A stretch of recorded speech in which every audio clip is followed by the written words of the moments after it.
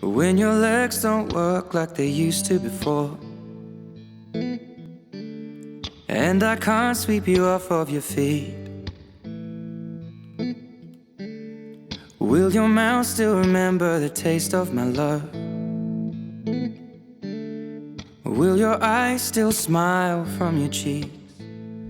Darling, I will be loving you till we're 17. The best man and a dude sitting at the end of the table have some words of wisdom they would like to share with the bridal party. Laura.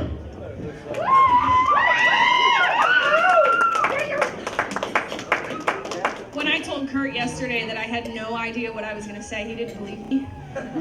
But it's true. I thought about it on the way to the wedding. I had an odd moment of silence. My 2-year-old and my 4-month-old were sleeping.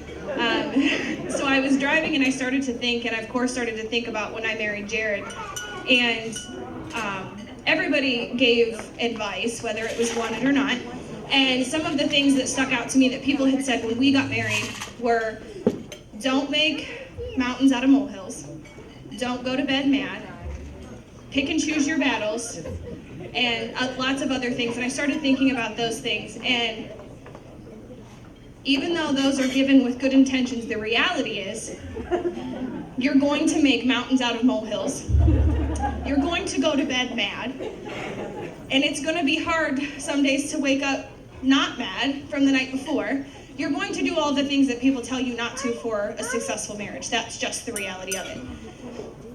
However, on those days when your mountains are really molehills and you start to see that, remember this day. Remember the moment that you guys had at the altar with everyone else looking at you and the promise that you made to each other.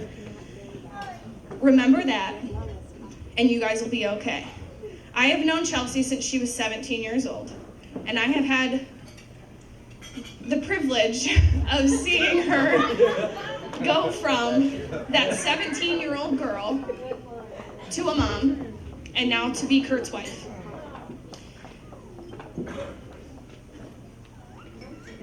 Sorry.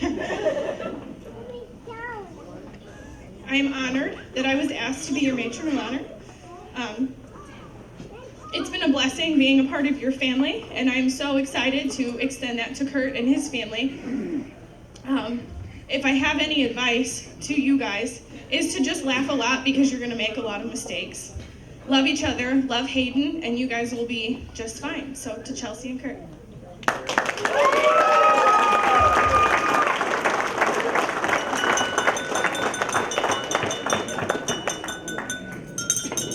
Yeah, I got one by myself, I got it. Watch out for this guy. Hello? You remember the kill switch, right? The grand poobah, here he is. Patrick Jervis. Kind of a big deal in this area. But me and Kurt, we were talking about it. We've been good friends for about 13 years, but we said, we actually knew each other a lot longer than that, so been a long time. But I just want to say, this is like my best guy right here, man. We'd go out, and I really needed him. We'd go out, and there'd be like groups of girls come up. I mean, of course, Kurt, he got the best girl in the group, and that's okay, right? Because the second best girl is really good too. And that's what I got, the second, but it was from the bottom, so I don't know. So I'm losing my wingman here, and so tonight I'm gonna step up my game a little bit, and I got applications here if anybody wants to go out with me. And some in the back there too. But no, for real though, he's been a real good friend, and he's never been in trouble at all, ever, when he's been out with me, ever. So I'm more like a big brother, so, and Chels, I just want to say to you too, we've been through a lot, like she's been by my side, she's like a real good friend to me and a sister now, and I love you guys both, and I wish you nothing but happiness, for real. If I can't be happy, I want you guys to be the happiest ever. For real, ever. I'm gonna live through you guys. So please keep in touch with me and let's stay friends for a long time. Congratulations. Toast to these guys here.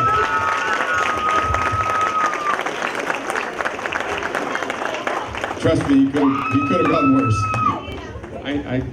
Chad. All right, is this thing on? All right, my name is Chad. I'm Kurt's older brother.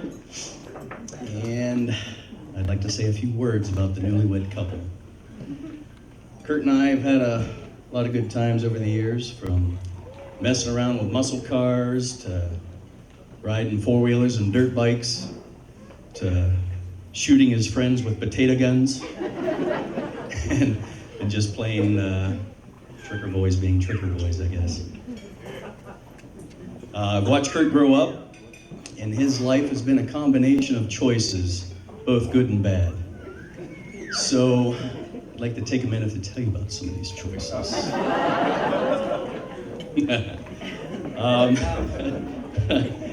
The first story I'd like to bring up is actually one that he brought up at my wedding when he gave the toast.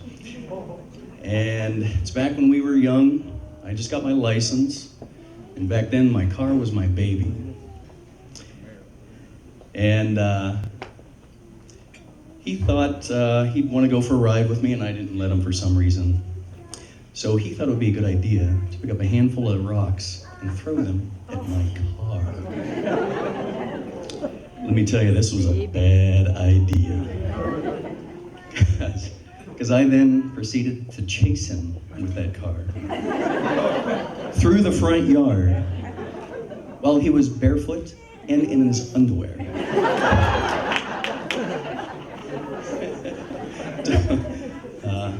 Nobody was harmed during this time, at least not physically. Maybe some mental scars. Another example of questionable judgment was one that actually took a lot of inner strength and courage. When Kurt was younger, he decided he would pick up and move to LA to pursue a career in modeling and acting. Yes, this guy. So he moved out there. He worked really hard, met a lot of interesting people, had a lot of great experiences. Then after a couple years, he moved back so he could be close to friends and family, people that cared for him. Now, you might say, that doesn't sound bad. And you're right, that wasn't. But what was questionable, however, actually came out about a year or so after that. My wife, then girlfriend at the time, worked for American Greeting Cards. I know some of you know this, but it's coming up here. So she was in a store working the greeting cards, and she came across, much to her surprise, her future brother-in-law-to-be in one of those beefcake greeting cards.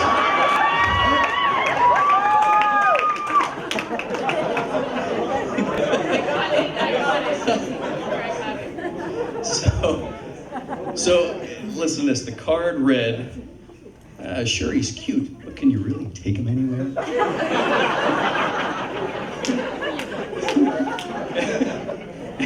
and on the cover of the card, it's got him shirtless, baseball hat kicked sideways, his pants kind of riding low. And, well, I could tell you more about it, or I could just show you. Got a present for you, buddy.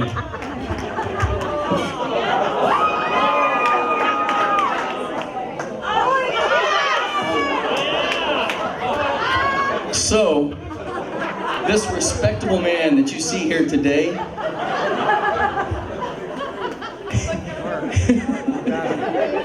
is the same person as this young punk kid right here.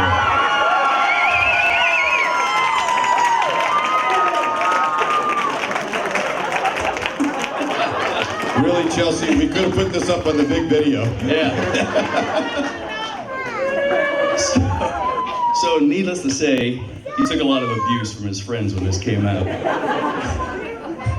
But now that I think back on it, it was mostly his guy friends. I think the girls kind of liked it. So I'm sure we were just jealous. Here you go. You can take that home, put it above the mantle.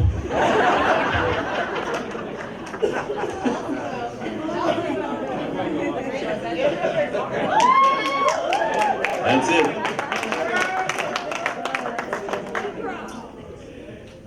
All right, another example of poor judgment is his sense of direction. I don't. Let's go. His sense of direction is poor at best. I don't know how many times he called me when I lived in Columbus and would say, "Hey man, I'm on the way down to visit you." I thought, cool. Then I'd get a phone call about 5 minutes later and he'd say, "I'm on Route 77 South. Where exactly do you live again?" And mind you, he'd already been to my house numerous times before, and all proceeded with that same phone call. And for those of you who don't know, 77 doesn't go anywhere near Columbus. It's 71 you have to take. So, with all this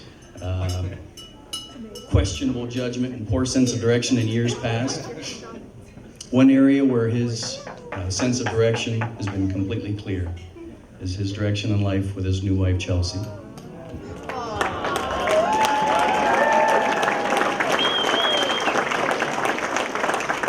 And from the time I've been able to spend with Chelsea, you can tell that she's a loving, caring, and responsible person and mother to Hayden.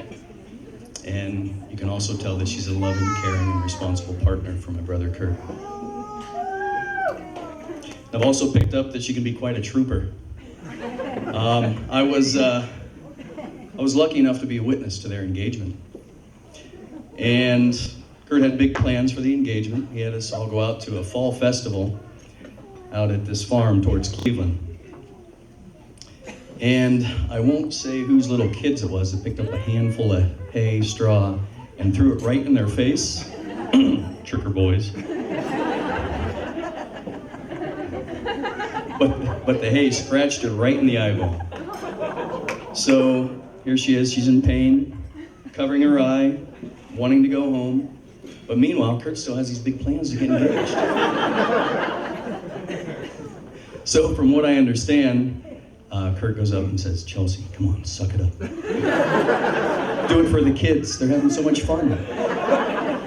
And in true Chelsea style, she did. She sucked it up, made it through the rest of the evening, and Kurt was able to get engaged to his one-eyed bride-to-be. And Chelsea, we can all tell by the look on your parents' faces how proud they are of you and the woman that you've become. And Kurt, we are all proud of you. And I know our dad is looking down with great pride at the hardworking, loving man that, and now husband that you've become. In 1 Corinthians 13, it talks about faith, hope, and love, with the greatest of these being love.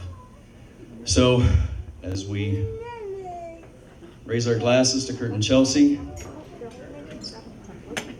may your faith in God be the guide to the path of your relationship. May your hope be that each day be better than the one before it. And may your love be the greatest and be shown to each other each and every day of your lives. Congratulations to Kurt and Chelsea, everyone.